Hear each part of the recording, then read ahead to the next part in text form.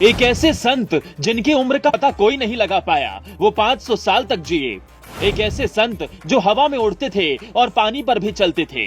एक ऐसे संत जिनको कभी भोजन करते हुए किसी ने नहीं देखा, वो हवा पीते थे। कहानी एक ऐसे संत की जिनके दर्शन के लिए बड़े बड़े नेता और अभिनेता भी पहुंचा करते थे। उन्होंने कभी अपने हाथों से आशीर्वाद नहीं दिया। वो जब भी खुश हुआ करते थे तो अपने पैरों को भक्तों के माथे से लगा दिया करते थे, जिसके बाद उसकी किस्मत हमेशा के लिए चमक जाती थी। आज वो संत नहीं हैं, लेकिन पूरी दुनिया में उनकी चर्चा होती है। उन्होंने जो चमत्कार किए उस पर भी आज लोग हैरानी जताते हैं। उनके सामने इंदिरा गांधी भी सर झुकाकर पहुंचती थी। डॉक्टर राजेंद्र प्रसाद से लेकर राजीव गांधी भी बाबा के भक्त थे।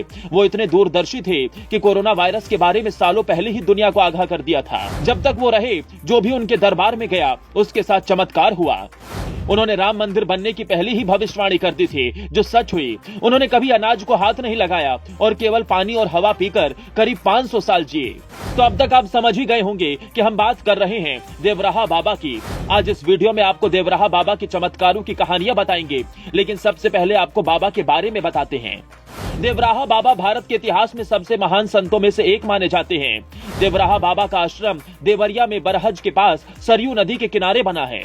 देवराहा बाबा की उम्र के बारे में कोई साफ तौर पर कुछ नहीं कह सकता। माना जाता है कि बाबा करीब 500 साल तक जिंदा रहे।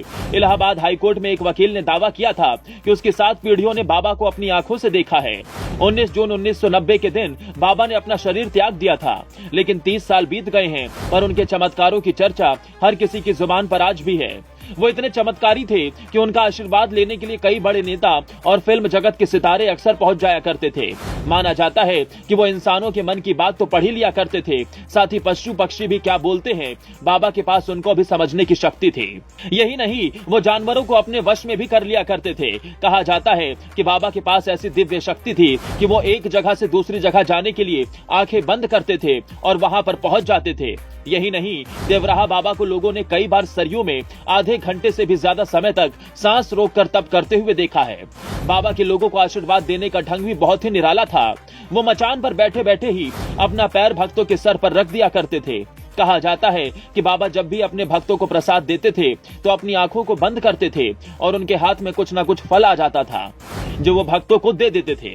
लोगों का मानना है कि बाबा को सब पता रहता था कि कब कौन कहां उनके बारे में सोच रहा है। यही नहीं, कहा जा रहा है कि बाबा के पास वो शक्ति थी जिसके जरिए वो पेड़ और पौधों से भी बात कर लिया करते थे।